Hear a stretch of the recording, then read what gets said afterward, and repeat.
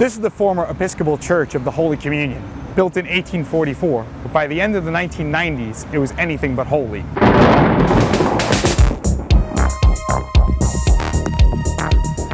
Between the late 1980s and the turn of the century, the Limelight was one of New York City's most infamous clubs and attracted all sorts of people from all around the world. Artists like Grace Jones, Marilyn Manson, Chuck Berry, Cyndi Lauper would all perform here. Limelight was also home to the Club Kids. These were an influential group of people that dressed up in elaborate costumes and partied the night away. By 1996, Limelight's appeal began to crumble when club kid Angel Melendez was killed by the ringleader of the group, party promoter Michael Alig, and his roommate Robert Riggs, also known as Freeze. In Alig's apartment, they took the body, put it in the bathtub, filled it with Drano, ice, baking soda. Days later, they cut up the body, put it in a box, and dumped it in a river.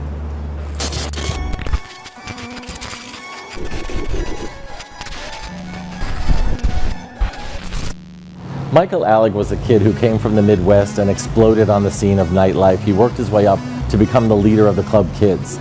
Love your haircut. I mean, it's just sensational. Well, low maintenance. I see that. It's great. I don't know. I guess they're jealous because I'm having a lot of fun and they're not. When Michael started, he was reckless and bratty and fun, and I liked his charisma. I liked his ideas for club parties, and I liked the way he wanted to shake up the bourgeoisie and the banality and get attention for himself, though that gradually led to a spiraling. And there was a dark side from the beginning, but at first we were kind of captivated by the dark side. Ooh, he has nerve, he really can shake things up. He's got, the cojones to go there. But eventually it became more out of control and less cute. Before I knew it, he was throwing big parties, everyone was following him. A whole legion of club kids was saying, Michael, Michael, and I would turn around and it's like, no, Michael Alig, not you. The club kept hiring him. I kept going to his parties. We all sort of enabled it in some way, but also I was there not just to celebrate him, which I did on talk shows when I said nightlife is a wonderful place for many LGBT youth. We make our own rules in the clubs. Nobody is there to say, you can't dress like that, you can't behave like that, you shouldn't be doing that. We can do whatever we want. A lot of LGBT kids found a home here. They could work within the scene, they could enjoy themselves, bond. Some of them had been thrown out by parents or weren't accepted by their parents, and here they were accepted. But I also was there to chastise and say when he went overboard, which was often. And Michael even had a party here at Limelight that was like a blood feast thing with, dismembered limbs and imagery like that, which made you wonder what he was thinking about. In March 1996, Angel Melendez went missing. April 10th, 1996, I ran a piece about how Michael had called me saying he was fired. He sounded like a mess. He said, my apartment is padlocked, I'm homeless, and he really sounded out of it. And then I asked around and said, is this what's really happening? And somebody said, yeah, but people also think that he and Freeze killed Angel. So I put obviously mention of a missing person and wondering what Michael knew and what he did.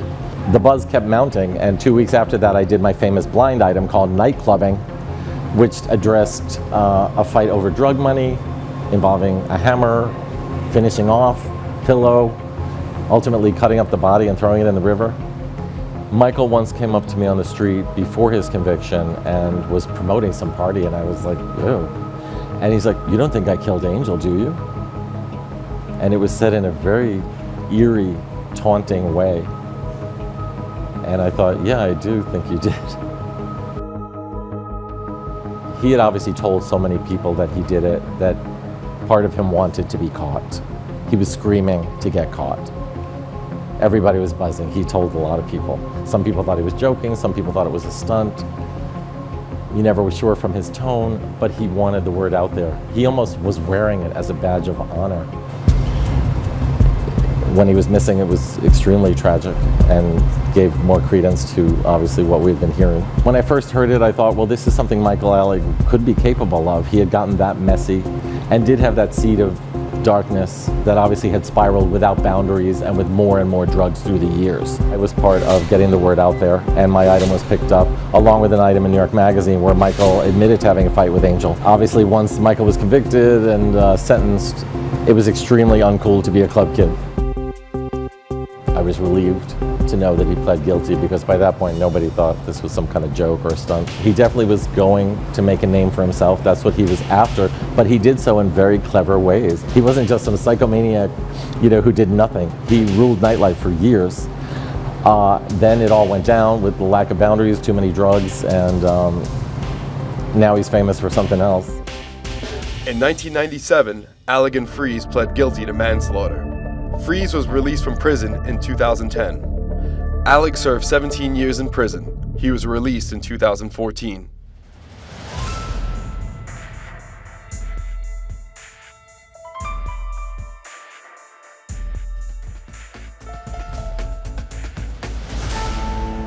We were hoping that we would go to bed and wake up the next day and that it had been a dream. I mean, we were that scared, and it's hard to put yourself in this situation where you've done something like this that's so horrific that really the whole universe has changed.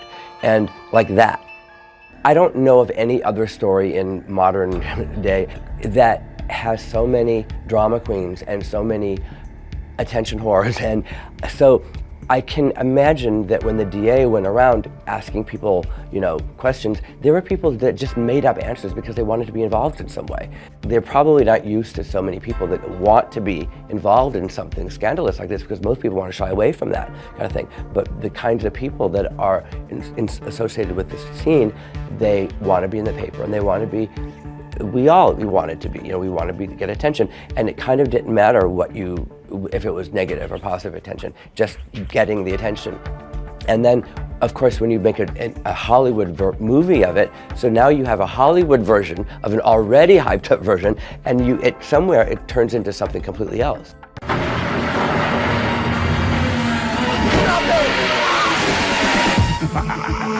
There are a lot of people who just they see something on film, and because it's in a movie or documentary, they think it's got to be true. There's a story that came out that said you injected his body with Drano. Is that true or false? That one is false. There's also rumors that Drano was dumped on his body. So. That was true, among other things. Just whatever our drug-addled minds thought would cover up any scent, or we didn't know what we were doing. I mean, we were just kind of on autopilot and just making snap decisions, and none of them good, none of them right.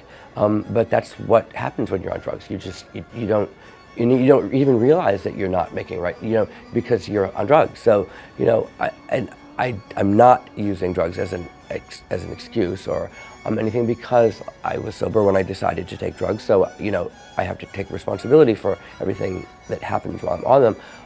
On the other hand, we weren't on our right minds, obviously. We were just making bad choice after bad choice after bad choice, and making the problem worse when we thought we were trying to make it better, Did you have a party in the apartment while Freeze was in? No, we did not. Things like that upset me because they add an air of sinisterness and darkness to it's already a terrible situation, already a dark situation, but that specific thing changes the story from something that possibly could be forgivable in a certain, by certain people in a certain, to something that maybe isn't so forgivable, because it's now there's premeditation, and there's malice, and kind of, and so that bothers me. It insinuates an air of, just callousness, and we don't care, and we were so racked with guilt and just pain and misery, and there was no way. I wasn't even throwing parties at the clubs. I mean, the clubs were kind of just running. I couldn't put together a party at the club, let alone my house. We were doing anything, every, defense mechanism and every possible escape and running away that we could think of to either make, maybe it didn't happen, or, fix it in some way. After they returned to the apartment, Alig took heroin and then cut up his victim's body. We just went right to the drug dealer and bought as much heroin as we could buy, because I think we wanted to kill ourselves. Heroin gives you kind of a feeling of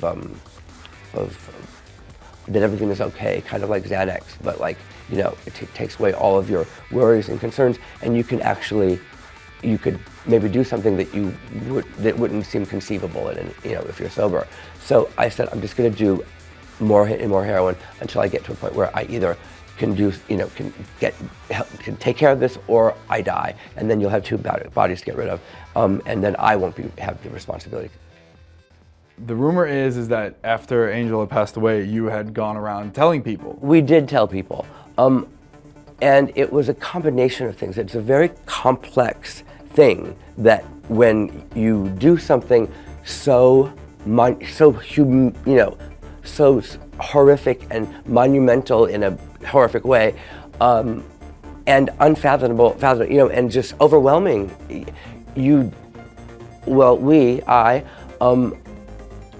I told people because in a way I felt, and this is really selfish, but drug addicts are selfish people. I told my friends in an awful way because I felt like I was sharing the burden of responsibility now. Like it wasn't just me that had this awful secret, now my friends did too, and it was like a little bit of a weight off my shoulders.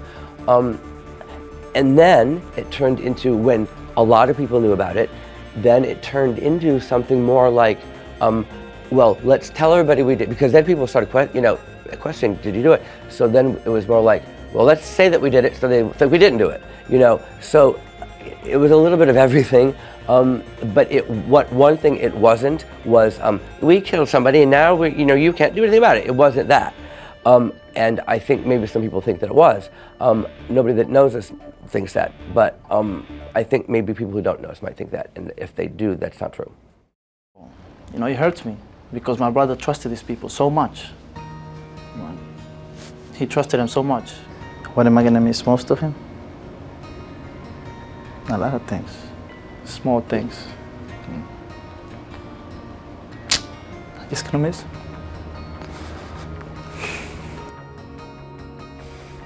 Because of what happened with the judge, and they said you could not communicate with Angel's family.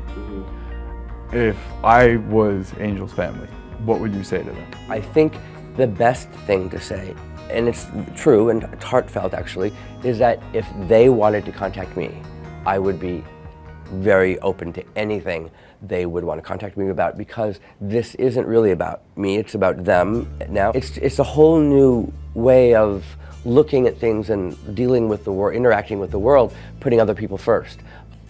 If that would be something that would make them happy, I would be willing to do anything they want me to do, So how are things in your life, Michael, these many years after you started? Things are just great, Geraldo. How are things in your life? Oh, fine, thanks, fine. When I see footage of me from back then, and how flippant and kind of, not exactly mean, but maybe arrogant, and it makes me cringe, honestly, and I feel like I have a lot of making up to do.